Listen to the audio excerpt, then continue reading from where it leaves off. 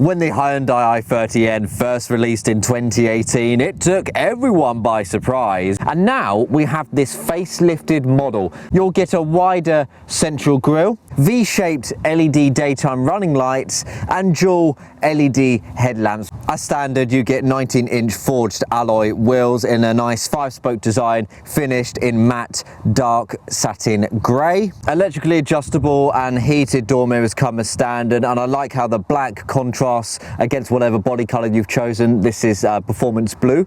I find the design of the rear end to be just as powerful at the front. This model has received some slight updates. We've got a rear spoiler up here to increase downforce to provide more traction when tackling high-speed corners. Slightly different design to this. We've got the integrated brake light up there. Nice large pane of privacy glass. I love the look of these smoked LED tail lights, very clean and sharp. I love how they flow onto the tailgate seamlessly. Down there we've got real dual exhausts, and above those a nice red signature running along the rear bumper. It just looks brilliant. The i30N offers a boot capacity of 381 litres. We've got a couple of hooks, one on either side for hanging a shopping bag. You even get a 12-volt socket on the right-hand side for powering a device. Down beneath the boot floor area, we've got a few hooks for attaching objects to the floor that otherwise like to roll around. We've got some underfloor storage, mainly reserved for the maintenance kit, but you could put other objects in there as well. And I'm really impressed with the amount of space on offer here to pile objects high up to the parcel shelf. To extend capacity, we'll have to fold down the rear seats. They're fold down in a 60-40 arrangement, rewarding you with over 1,000 litres to play with. There are some annoyances though. The roll bar does get in the way, so loading longer objects in is a bit of a nightmare. So it's not particularly ideal for the tip run. This is to say that I think rivals do this aspect of the Practicality a little bit better, but it's nice that we've got quite a lot of space now to work with, just in case you need to fit a little bit extra stuff in there for the family holiday. Okay then guys, so Hyundai dropped the entry-level engine from the i30N's lineup, so you only have the N Performance version to pick. The manual is incredibly engaging, it's responsive and accurate, incredibly fun, and the DCT automatic adds paddle shifters behind the steering wheel, and that allows you to change gears more precisely and take control when you need to. As expected for a hot hatch, it's not the most economical model in Hyundai's lineup. You'll be achieving around 35 miles per gallon, and it outputs up to 191 grams per kilometre of CO2, placing it in the highest 37% company car tax band for 2022 to 2023. So the i30N suspension is 8mm lower than the regular i30, and this results in a firmer ride, but it's actually not as firm as I was expecting. Around town it handles the impact of light undulations really nicely. Don't get me wrong, they still reverberate a bit throughout the cabin, but it feels more settled than I was expecting. That could be due to just how comfortable the seats are, and they hold you in place really nicely and stop you from swaying around the cabin too much. With regards to noise and vibration, you benefit from the active variable exhaust system that allows you to customize the sound of the exhaust from the more muted and hummed tones of normal mode to the aggressive growls and cracks of N mode, which give the i30N a hell of a lot of personality. In terms of road noise, of course, due to the firm suspension and size of the alloys, you will experience some of those impacts resonate throughout the cabin, though it's not too distracting. And I do encounter some wind noise at higher speeds coming from around the windscreen and door mirrors, but again, nothing that is hampering the driving experience. I absolutely love the driving position inside the i30N, and that's thanks to some excellent adjustments. So if you prefer a lofty driving position, you can pump yourself up quite high, but like me, you can sit quite low down and you still get a great view over the bonnet, allowing you to aim the car directly down the road. Mirrors are nice and wide, giving you a brilliant view of what's behind you, and with this particular model we have blind spot monitoring.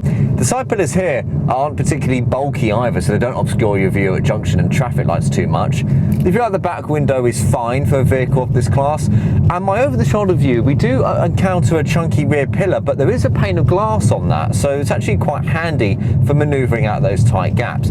Plus, you get front and rear parking sensors and a rear view camera standard, so all in all, visibility is actually pretty good for a vehicle of this class. Hyundai claims that the inside of the i30N balances racetrack-ready driving dynamics with comfort-oriented daily commuting to reinforce that race car for the everyday image. I'm really impressed with the amount of space on offer up front. Nice wide compartment so you can stretch out and get comfortable. Headroom is brilliant. So at 5'8", as you can see, guys, I'm absolutely miles away from that roof lining. Legroom's good too, thanks to the good seat adjustability. So if you need to extend legroom at all, just come back like so. This is as far back as you can come, like so there. So drivers who are 6 foot or over, plenty of space to work with. We can come forward like that as well for smaller drivers, and you can pump yourself up, giving you a nice lofty view of the road ahead. Manual adjustment with the i30N, or we can come down like so for a more engaging position. The front seats are heated as standard. You also get lumbar support for the driver and front passenger seat, making the i30N really ideal for long journeys. Now, when it comes to technology, the i30N somewhat lags behind the i20N in some areas, particularly with the driver display, because we don't have a full digital screen here.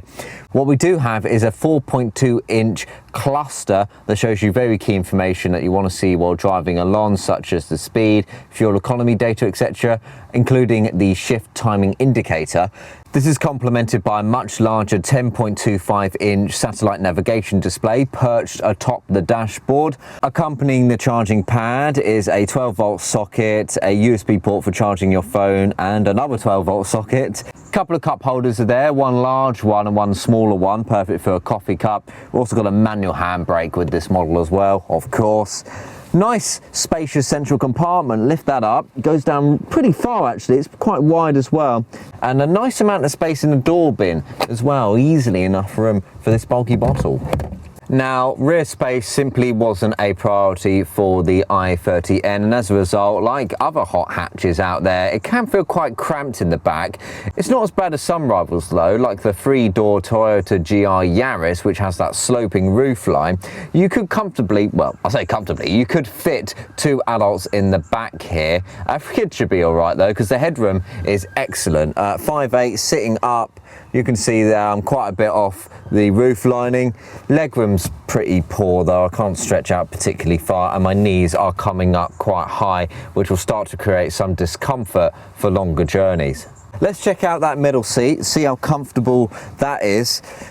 It's not too bad. You're getting a decent amount of support from the backrest there. There is quite a significant central tunnel to straddle, meaning you'll have to find places for your feet. But yeah, not too bad. You could sit here for up to an hour and then you'd start to get a little bit uncomfortable. Okay then guys, should you buy, lease or finance a Hyundai i30N? Well, it's a very desirable hot hatch for a number of reasons. My personal highlights are the accurate, responsive and tidy handling. It just gives you the confidence to tackle those challenging roads. I know this is a personal note, but I find it to be quite an attractive car too. It's now very well equipped to standard, as we've only got the N Performance model to choose from, unless you're lucky enough to get that limited edition piece. I love that the practicality hasn't been too much compromised by the increased performance. You could still use this as a family car. It represents great value for money up against those key rivals. And my personal highlight here is that it's the best well-rounder in its segment. Thanks for watching, guys. If you have any questions at all about the i30N and you'd like to explore your options in more detail, perhaps even secure one for delivery, then get in touch with OSV's vehicle experts via the number in the banner below. If you're watching this on the phone, you can click the pop-up banner up there to book a quick date and time to chat with our team, and then we'll run through your options from there. And if you click the link in the description, you can head over to the OSV website and browse all the offers that we have available on this wonderful hot hatchback. Give the video a thumbs up if you enjoyed it, guys. Also subscribe to OSV for more in-depth reviews. And once you subscribed, there's a notification bell down there. Click it and then you'll get notified when we upload the next video. But that's very much it from me. Thank you for watching. Take care and safe driving.